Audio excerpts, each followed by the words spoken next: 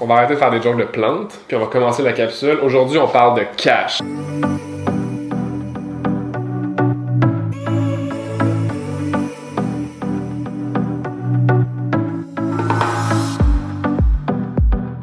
Combien ça coûte un photographe, combien ça coûte un vidéaste, combien ça coûte... Ouais, toute la gang qui fait du contenu en fait. Gestion de réseaux sociaux, design graphique, combien ça devrait coûter en fait, puis combien tu devrais budgéter. Aujourd'hui, je vais te donner des prix, je peux pas trouver ça.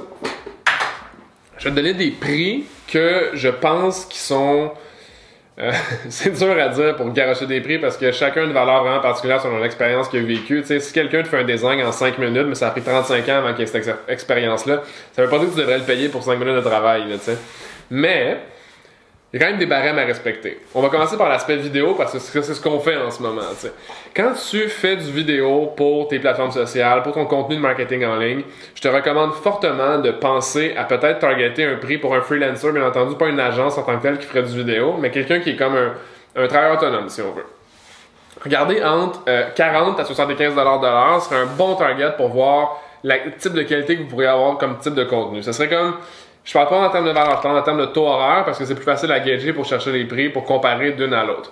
Donc, entre 40 à 75-80$ de l'heure pour un vidéaste, ça serait, selon moi, pour commencer en marketing standard. Quand on s'en va dans du contenu plus spécifique, plus niche, ça va coûter plus cher, bien entendu, parce qu'il y a plus de matériel involved, il y a plus de temps, il y a une plus grosse équipe derrière. Je parle vraiment juste pour une personne. Au niveau de la photographie, c'est pas vraiment compliqué, mais dans le fond, ce que je vais recommander aux clients la plupart du temps, c'est d'y aller avec une formule qui est banque d'images. Donc, les photographes que j'aime beaucoup travailler avec, c'est ceux qui donnent un taux horaire sur le temps que ça prend à faire la job. C'est plus dispendieux, mais au moins, ils te livrent la quantité d'images qui sont utilisables lors du shooting. Je donne un exemple, entre à peu près 75 à 150$ de l'heure, tu as des très bons photographes qui peuvent vraiment te livrer. En fait, si là, ils livrent toutes les photos éditées, noir et blanc, ça serait le best. Noir et blanc et couleur, tu as un bon prix et un bon target market. Au niveau des... là, on a fait vidéas, on a fait photos, on a fait designer graphique. C'est vraiment touché parce qu'il y en a tellement qui sortent de l'école. Il y en a sur Upwork, une plateforme de travailleurs autonomes en ligne. Moi, personnellement, j'aime beaucoup rencontrer physiquement les gens avec qui je travaille, juste pour avoir un feel de est-ce que... je dis ça, mais les deux infographes avec qui je travaille, je les ai jamais rencontrés, là, tu sais. Fun story. Mais la personne qui a fait mon branding, là, de Nageco, ça ici, eux, je les ai rencontrés en vrai. Eux, je les ai rencontrés avec, ça a été vraiment nécessaire pour comprendre l'essence de ma marque.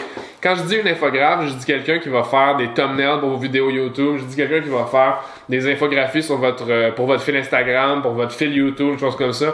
Bien sûr, vous pouvez tout faire ça vous-même, mais moi je pense que si t'es physiothérapeute, si t'es massothérapeute, si t'es entraîneur, si t'es propriétaire d'un gym, si t'es... je suis beaucoup dans le domaine de la santé, mais si tu possèdes, je sais pas, un magasin d'équipement caméra, t'as un magasin de mobilier, ben, le maximum que tu es capable de faire avec ton temps, en fait, le plus rentable que tu es capable de faire avec ton temps, c'est souvent d'exécuter tes propres services. Donc, d'évaluer la valeur de ton temps va te permettre de savoir si tu devrais engager ou pas engager. Bon, combien ça coûte une infographe, combien ça coûte quelqu'un qui fait du design?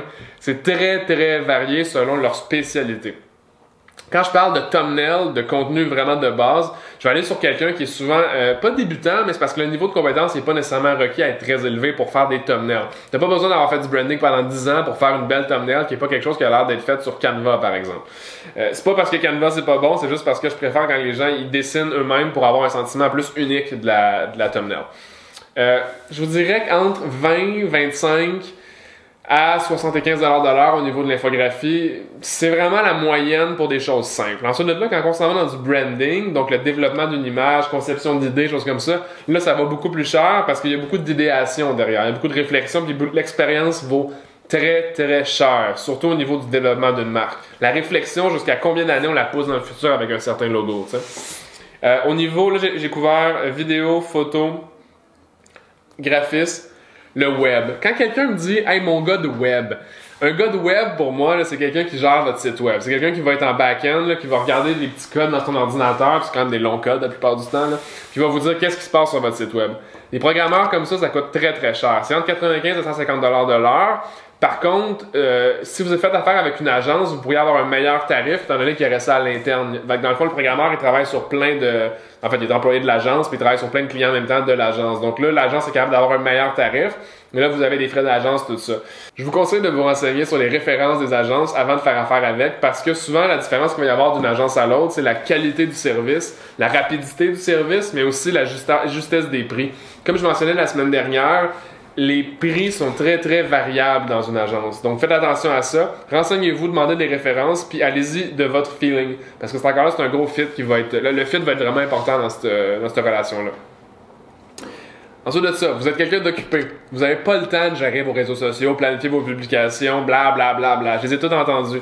Une gestionnaire ou un gestionnaire de réseaux sociaux, c'est souvent un adjoint virtuel ou une adjointe virtuelle. Ça tourne autour au Canada, au Québec, en tout cas si vous regardez la vidéo d'ici, de 25 à 50 $ de l'heure. Pas parce que ça coûte 25 que c'est pas bon, pas parce que ça coûte 50 que c'est meilleur. Ce que je recommande, c'est de trouver la personne qui est la plus efficace selon votre réalité. Si tu as besoin d'une réponse à chaque minute, tu risques de payer quelqu'un qui est 50 $ de l'heure, mais encore là, ça ne veut pas dire. Puis si tu as besoin de quelqu'un qui commence, c'est pas nécessairement rush ton besoin, mais là, tu peux aller avoir quelqu'un qui est autour de 20-25, qui est un petit freelancer. Mais j'aime pas ça dire petit, parce que 20-25 $ de l'heure, t'es booké à la journée, ça peut faire des belles payes aussi, là.